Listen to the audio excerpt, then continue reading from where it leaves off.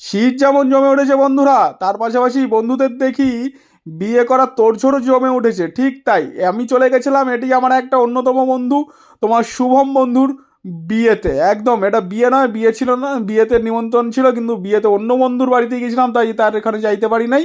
তাই তার রিসেপশনেই চলে গেছিলাম আমরা দুজনে, অর্থাৎ পীযূষ ভাই আর আমি চলে গেছিলাম রিসেপশনে ঢুকেই প্রথমে আমাদের দেখতে পেলাম গেটটা অসাধারণভাবে রয়েছে। তারপরে রয়েছে এখানে তোমার পানের বাহার, আহা অসাধারণ পান, মিষ্টি পানের একটা সমারোহ রয়েছে এখানে। ব্যাস পান দেখতে দেখতে পাশে আমরা একটু উকি মারলাম, দেখি তো ভাই কি আছে। দেখি তো পাশে আমার বন্ধু দাঁড়িয়ে আছে সুজয় ভাই, আহা সুজয় ভাইয়ের সাথে একটু আড্ডা টাড্ডা মেরে আমরা ঢুকে গেলাম ভিতরের দিকে। এবার ভিতরের দিকে যেতেই দেখি এখানে স্টলের তো ছড়াছড়ি বস। প্রথমেই যে স্টলটাতে এলাম সেটা হলো তোমার মকটেলের স্টল। সেখানে এসে প্রথমেই তো দেখি যে আমার একটা বন্ধু সেখানে দাঁড়িয়ে আছে, অর্থাৎ সে মকটেল বানাচ্ছে।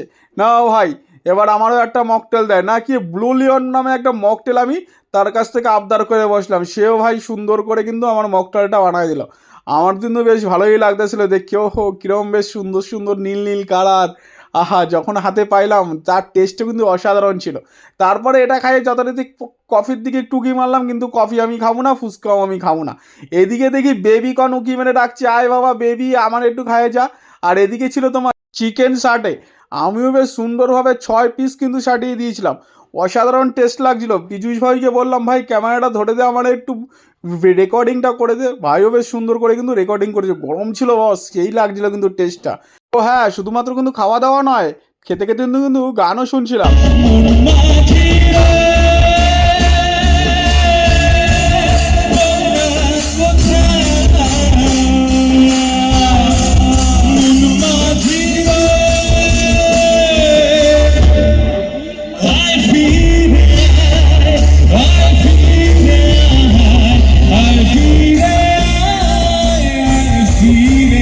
ভাই আমরা তো অনেক কিছুই খেয়ে নিয়েছি, এবার চল ভাই গিফটটা দিয়ে আসি। কিন্তু গিফট দিতে এসে দেখি সেখানে কেউ নাই, অর্থাৎ বউ এখনো রেডি হয়ে আসে নাই। তাই চলে এলাম আমরা দুজনে আইসক্রিম স্টলে। আর আইসক্রিম স্টলে এসেই প্রথমে নিয়ে নিলাম এই বাটারস্কচটা, অসাধারণ লাগলো।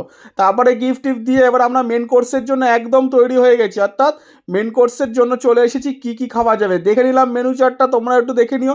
আর দুই বন্ধু মিলে একটু আড্ডা মারতে মারতেই আমাদের প্লেটে প্রথমেই পড়ে গেল লেবু, আর তারপরেই চলে এলো ভেজিটেবিল চপ। ব্যাস ভেজিটেবিল চপটা কিন্তু অসাধারণ ছিল বস। তারপরেই আস্তে আস্তে আমাদের পাতে কিন্তু ঝড় উঠতে শুরু করেছে। একদম বেবি নানটা যা সফট ছিল না, তুলতুলে ফুলফুলে, আর এদিকে পনির নিয়ে নিয়ে কোনো কথাই হবে না। খাবারটা কে তৈরি করেছে দেখতে হবে তো। হ্যাঁ, রয়্যাল ক্লাসিক ক্যাটারারের দায়িত্ব ছিল পুরো ইভেন্টটাতেই।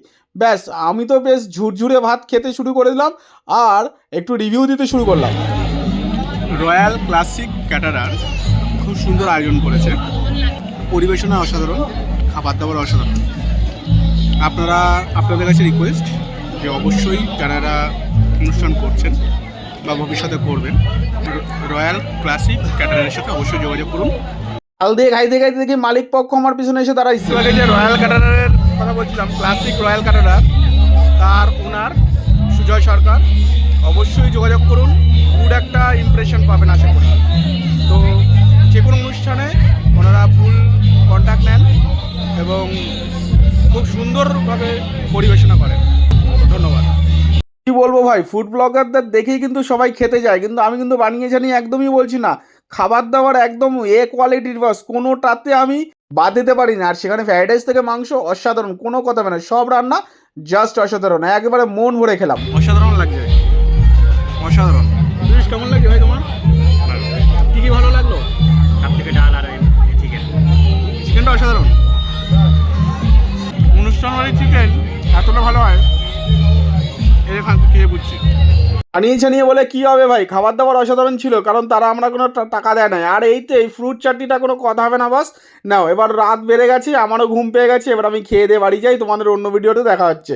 ভালো লাগলে ফলো এবং সাবস্ক্রাইব করে দিও। টাটা বাই, ভালো দেবো।